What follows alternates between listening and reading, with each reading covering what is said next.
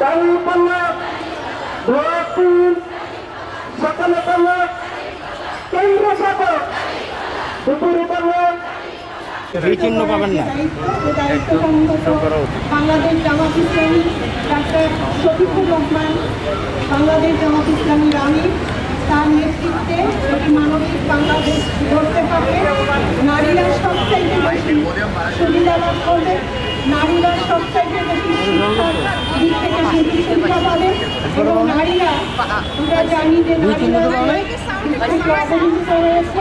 সেই নারী সমাজ প্রত্যেকটা সেক্টরে নারী সমাজকে সাথে নিয়ে আমরা এই মানবিক বাংলাদেশ, নারী বান্ধব বাংলাদেশ গড়ব ইনশাআল্লাহ। সেই লক্ষ্যটাকে সামনে রেখে আমরা আজকে ডাক্তার এস.এম. খালেদুজ্জামানের পক্ষে দাঁড়িপাল্লা মার্কায় ভোট দেওয়ার জন্য আমরা সকল নারী সমাজকে জানানোর জন্যই আজকে আমরা এই মিছিলে নেমেছি। আমরা জাতিকে এনশিওর করতে চাই আমাদের বোনরা কাজ করবে। অনেকে প্রোপাগান্ডা করা হচ্ছে যে নারীরা বের হতে পারবে না।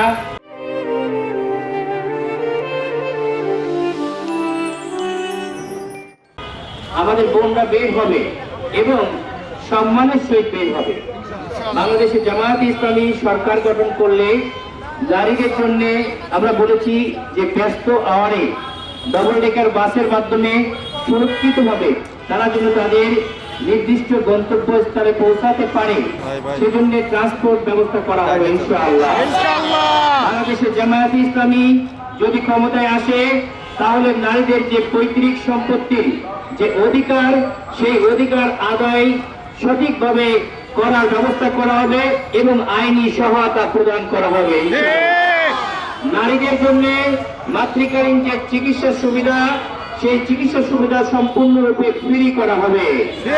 নারীদের জন্য ইনশাআল্লাহ যে ট্রান্সপোর্টের সঙ্গে সঙ্গে মাতৃত্বকালীন তাদের যে বিভিন্ন সুবিধা দরকার এবং তারা যখন কর্মজীবনে আসবে যদি বাচ্চাদের ফিডিং এর দরকার হয় সেটার জন্য আলাদা ব্যবস্থা বিভিন্ন ক্ষেত্রে সেখানে থাকবে ইনশাআল্লাহ।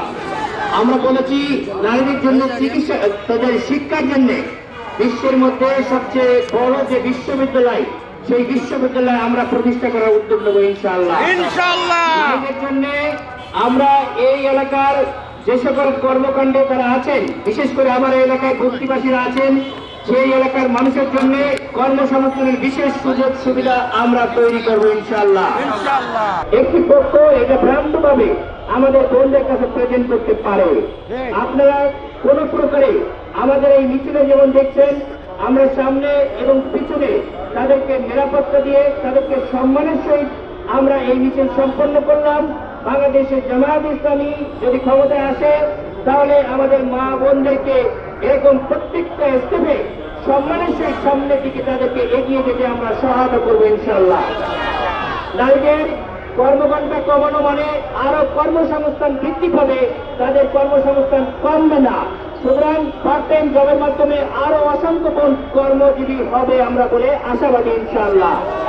আমরা আশা করি বাংলাদেশে 12ই ফেব্রুয়ারি যে নির্বাচন হবে, এই নির্বাচনে সকলে আমরা স্বতঃস্ফূর্তভাবে ঈদের আনন্দের মতো আমরা এগিয়ে আসবো।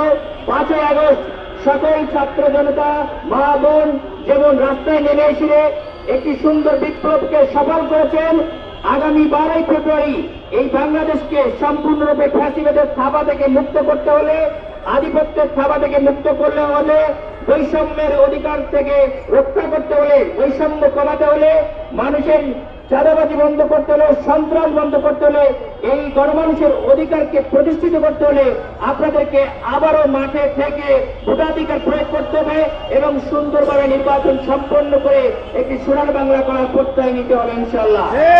আশা করি এই বাংলার জনগণ এই সুন্দর সমৃদ্ধ বাংলাদেশ গড়ার যে প্রত্যয়, যে স্বপ্ন জেগেছে, এই স্বপ্ন পূর্ণ হওয়ার জন্য সকলে অগ্রণী ভূমিকা পালন করবে এবং মা বোন ভাই আমরা সকলে মিলে এই বাংলাদেশকে একটি সোনার বাংলা গড়ে তুলবো, এই আশা ব্যক্ত করে আমার কথা শেষ করছি। আসসালামু আলাইকুম ওয়া রাহমাতুল্লাহ।